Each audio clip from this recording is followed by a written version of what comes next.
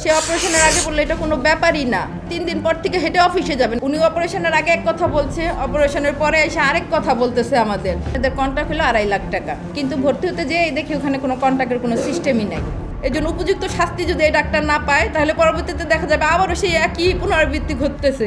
ডাক্তারের ভুল চিকিৎসা না করা এবং এই ডাক্তারের লাইসেন্স যেন বাতিল হয়ে যায়, উনি যেন আর এই ধরনের কোনো আর অপারেশন করে কেউ ঘাই হিসাবে না করতে পারে, মেরে ফেলতে না পারে। যে অপারেশন করলো, অপারেশনের আগে ছিল এক কথা, আর অপারেশন করে আসার সাথে সাথে তার চেঞ্জ, মাইন্ড চেঞ্জ, কথাও চেঞ্জ। সে অপারেশনের আগে বললো এটা কোনো ব্যাপারই না। আমার ভাইয়া বসে রয়েছে, ভাইয়ার সামনে আরেক পেশেন্টের অপারেশন করে আসছে, উনি বললো যে না, আপনার থেকে 10 গুণ বেশি এই রুগীর আমি পেশেন্ট অপারেশন এই যে মাত্র করে আসলাম। এতে আরও ভাইয়া আস্থা পাইছে। এরকমভাবে আমাদের আশ্বস্ত করছে যে অনায়াসে আপনি 3 দিন পর থেকে হেঁটে অফিসে যাবেন, এটা কোনো ব্যাপারই না আপনার আমাদের কাছে। তারপরে অপারেশন করলো সে, অপারেশন করে এসে বলতেছে তার তো 2টা টিউমার, একটা টিউমার না, আমি একটা আনতে পারছি, আরেকটা ক্যামেরাতে যতটুকু পারছি ঠিক ততটুকু আনছি, কিছু রয়ে গেছে।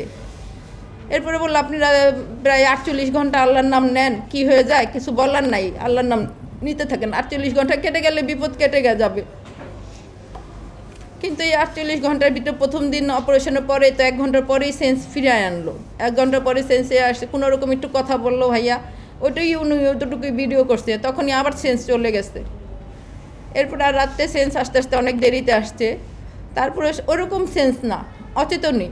ওদিন রাত্রে অনেক বিরক্ত করছে, রাত্রেবেলা অপারেশন, রাত্রে মাথায় ব্যথা, ও অনেক যন্ত্রণা করছে, কিন্তু রাত্রে আমাদের কেউকে থাকতে দেয় নাই।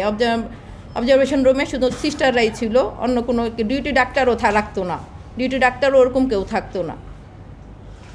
পরের দিন সকালবেলা ওই সেই একই অবস্থা, সকালেও আমরা যে দেখি আর কি মোটামুটি একটু স্যুপ খাইছে, কোনোরকম একটু যাও খাওয়ানো গেছে, কিন্তু আস্তে আস্তে 12টার পর থেকে সে অচেতন হচ্ছে, সে তখন আর উঠতেছে না। ওরা বলতেছে যে ঘুমাচ্ছে তো, আপনারা ডিস্টার্ব করেন না, আপনারা পরে আসেন, এখন না তখন, এরকম করতে করতে ঘুরাইতে ঘুরাইতে প্রায় রাত্র 9:30টার পরে যে আমি একটু স্যুপ নিয়ে গেলাম, পরে ভাইয়ারে জোর অচেতন, ও উঠতে পারতেছে না, ও কথা বলতে পারতেছে না, ওর নাক দিয়ে রক্ত পড়তেছে, টিস্যু দিয়ে সমানে রক্ত মুছতে হইতেছে।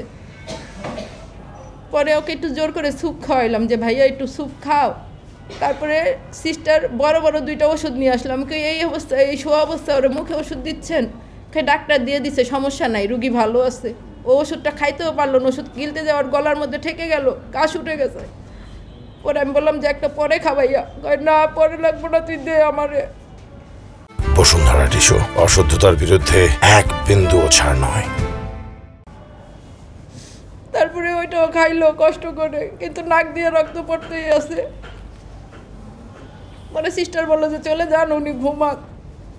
এরপরে ওদিন রাত্রে অনেক যন্ত্রণা হয়েছে ওর, রাত্রে মাথায় একদম নাকের পাইপ টাইপ সব ওই দ্বিতীয় দিন রাত্রে সব খুলে ফেলছে। আর দ্বিতীয় দিনের পরের থেকে এই সকালবেলা থেকে একদম অচেতন, আর সচেতন হয় না, উঠেও না, কথাও বলে না। আমাদের দাবি হচ্ছে আমরা এই ডাক্তারের বিচার চাই। উনি যে এই যে অবহেলা করলো, এরকম করে যেন আর কোনো অবহেলা করে আর কোনো ভাই বা বাবা বা বোন কারো যেন মৃত্যু না হয়। এই জন্য উপযুক্ত শাস্তি যদি এই ডাক্তার না পায় তাহলে পরবর্তীতে দেখা যাবে আবারও সেই একই পুনরাবৃত্তি ঘটতেছে। এর জন্য উচিত বিচার চাই যে ওনার হয়তো ওনার ডাক্তারি লাইসেন্স যেন বাতিল হয়ে যায়, যেন ওনাকে দেখে অন্য ডাক্তারও সচেতন হয় যে না, ওনার এই ভুলের কারণে এরকম শাস্তি পাইছে, আমরাও সচেতন হই, আমরা যেন অবহেলা না করি। আমরা সাধারণ মানুষ, আমাদের বোঝার ক্ষমতা নাই ডাক্তার কিভাবে আমাদের ট্রিটমেন্ট করবে, ডাক্তার কি ট্রিটমেন্ট করবে, ডাক্তারই এটা ভালো বুঝে। ওনারা যদি আমাদের প্রতি সদয় না হয়, আমাদের যদি এরকম করে, যেই অবস্থা আমরা সাধারণ মানুষরা ভুক্তভোগী হইতেছি ওনাদের ট্রিটমেন্টের, ভুল ট্রিটমেন্টের কারণে। উনি অবহেলা করছে প্রচুর পরিমাণের। উনি বলতে পারতো যে আপনার আরেকটা এমআরআই করান, শুনি সেটা বলে নাই। উনি একটা টিউমার বললো এমআরআইতে, অপারেশন করে বলতেছে 2টা টিউমার। তো ওনার তো এগুলো আগে খেয়াল করা দরকার ছিল। উনি অপারেশনের আগে এক কথা বলছে, অপারেশনের পরে এসে আরেক কথা বলতেছে আমাদের। প্রথম ভর্তির সময় ধরেন গেল ভাইয়া ভর্তি হতে, তখন ডাক্তার আমাদের বলছিল যে কন্ট্রাক্ট, ওনার সাথে কথা হয়েছে যে আপনাদের কন্ট্রাক্ট হলো 2.5 লাখ টাকা, কিন্তু ভর্তি হতে যেয়ে দেখি ওখানে কোনো কন্ট্রাক্টের কোনো সিস্টেমই নাই। তখন ওরা ভর্তি হতে ভাইয়ারে বললাম যে তাইলে ভর্তিও না, ডাক্তারের সাথে আবার সন্ধ্যার পরে কথা বলি, তারপর কাকে না আসছি যখন তাইলে ভর্তি হয়েই যাই। তবে ও 40,000 টাকা নিয়ে আসছিল, ও 40,000 টাকা দিয়েই ভর্তি হয়ে যায়।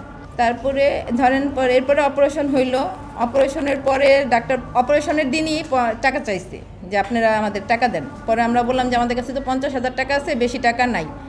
পরে বলতেছে যে না 50,000 টাকা হবে না, তাহলে পরের দিন আমাদের 1,30,000 টাকা পুরাটা দিবেন। তারপর আমরা পরের দিনও 1 লাখ টাকা নিয়ে আসছিলাম যে কন্ট্রাক্ট যেহেতু উনার, পর কিছু কম দেই। পরে বললেন না 1,30,000 দিতে হবে। পরে আবার 30,000 টাকা ব্যবস্থা করে উনি 1,30,000 ওনাকে দেওয়া হলো যে ওনার টিম বারবার রোজ ঘুরবে না, তাই 1,30,000 টাকা পুরাই দিতে হবে।